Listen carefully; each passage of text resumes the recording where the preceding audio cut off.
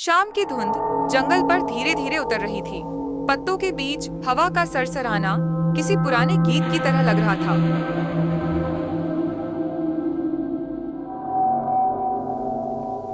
एक ऐसा गीत जिसे किसी ने कभी नहीं सुना, या शायद सुनने की हिम्मत नहीं की। यह कोई आम जंगल नहीं था।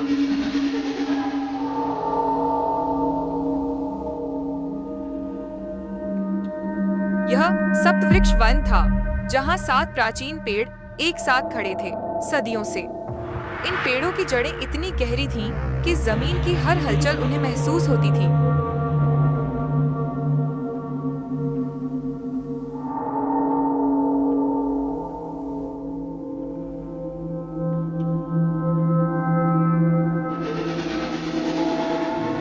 और उनकी शाखाएं इतनी ऊंची कि वो आसमान से बातें करती थीं। लेकिन कुछ तो था जो इन पेड़ों को अलग बनाता था।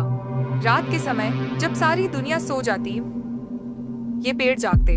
वो एक दूसरे से बातें करते थे। कोई देख नहीं सकता था, लेकिन अगर कोई ध्यान से सुनता तो उस फुसफुसाहट में कुछ शब्द छिपे होते, चेतावनी के शब्द। मत आओ, यहाँ रुको नहीं। जो आया वो लौटा नहीं। एक रात एक उल्लू उस जंगल में उतरा।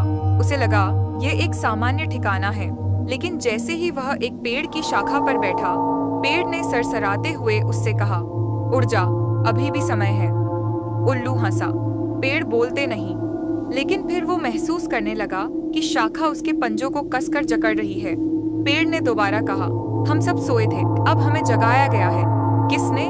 उल्लू ने कांपती आवाज में पूछा। एक लंबी खामोशी। फिर जंगल की जमीन से एक कंपन उठी। वो कोई जानवर नहीं था, ना इंसान। वो थी एक जड़ जो जिंदा थी, हजारों साल पुरानी। उस जंगल की पहली आत्मा, जिसे कभी दफन किया गया था काले जादू से। पेड़ों ने उसे बंद करके रखा था अपने भीतर। लेकिन अब किसी ने जंगल में लोहे की कुल्हाड़ी चलाई थी। जिस पेड़ पर वो कुल्हाड़ी चली, वो था 7 में से एक, और उसके गिरते ही सील टूट गई। अब वो जड़ आजाद थी। पेड़ अब डरने लगे थे, खुद अपनी ही जड़ों से। हर जानवर, हर पक्षी भाग गया। सिर्फ पेड़ बचे थे, जो बोल भी नहीं सकते थे, हिल भी नहीं सकते थे। फिर धीरे धीरे एक अजीब बात होने लगी। जिन पेड़ों ने चेतावनी दी थी, वो खुद सूखने लगे। उनकी छालों पर अजीब निशान उभरने लगे, जैसे कोई उन्हें भीतर से खा रहा हो। अंत में सिर्फ एक पेड़ बचा, सबसे बूढ़ा, सबसे ऊंचा। उसने आखिरी बार फुसफुसाकर कहा,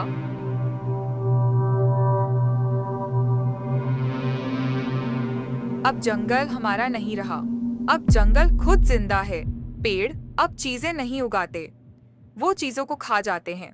अगर आप इस जंगल में जाते हैं तो ध्यान से सुनना, कहीं कोई पेड़ आपको बुला रहा हो। लाइक, शेयर और सब्सक्राइब करें ऐसी ही रहस्यमयी कहानियों के लिए।